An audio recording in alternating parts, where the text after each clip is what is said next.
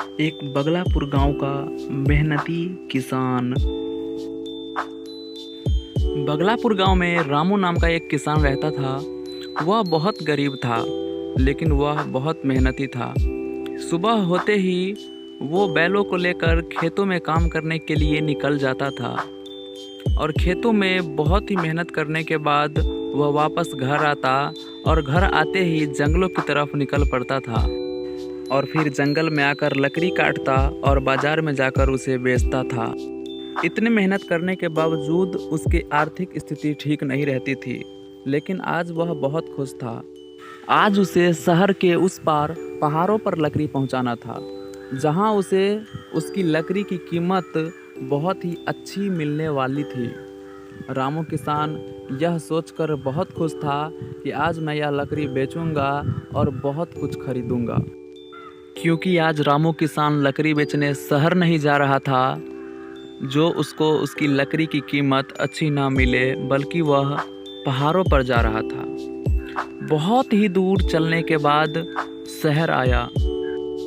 रामू किसान वैसे तो बहुत थक चुका था, लेकिन मिलने वाली पैसों से बहुत कुछ खरीदूंगा, यही सोचकर उसका पैर रुकने का नाम ही नहीं ले रहा था। रामू किसान अब पहाड़ों वाले गांव पर पहुंच चुका था। रामू ने उस व्यक्ति को देखा और आवाज़ लगाई। साहब जी, मैं लकड़ी लेकर आ गया। उस व्यक्ति ने कहा, आओ आओ रामू किसान, मैं तुम्हारा ही इंतजार कर रहा था। बहुत देर लगा दी तुमने आने में, कहाँ रह गए थे? हाँ साहब, लेकिन अब मैं आ गया हूँ, आप जल्दी करें, शाम हो रही। हाँ हाँ, आओ आओ और पैसे ले लो। रामू पैसा लाने सेठ के पास गया। सेठ ने उसे कुछ कहते हुए उसके पैसे दे दिए। रामू किसान वह पैसा लेकर सीधे बाजार की ओर निकल गया और वहाँ जाके एक घोड़ा और एक टांगा खरीदा, क्योंकि उसको बाजार जाकर लकड़ी बेचने में बहुत कठिनाई होती थी। अब वह एक घोड़ा और टांगा खरीदकर अपने गांव वापस जाने लगा।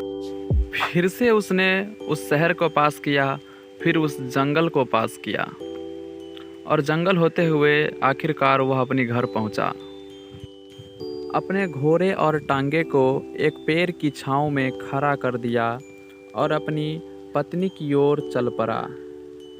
आज रामू किसान बहुत ही देर से घर लौटा था। उसकी पत्नी उसको देखते ही बोली कि कहाँ रह गए थे आज तुम, कहाँ चले गए थे, और ये घोड़ा और टांगा किसका उठा लाए हो? ये कहीं तुम्हारी तो नहीं है? और इतने पैसे तुम्हारे पास कहाँ से आए जो तुम ये खरीद कर ले आए?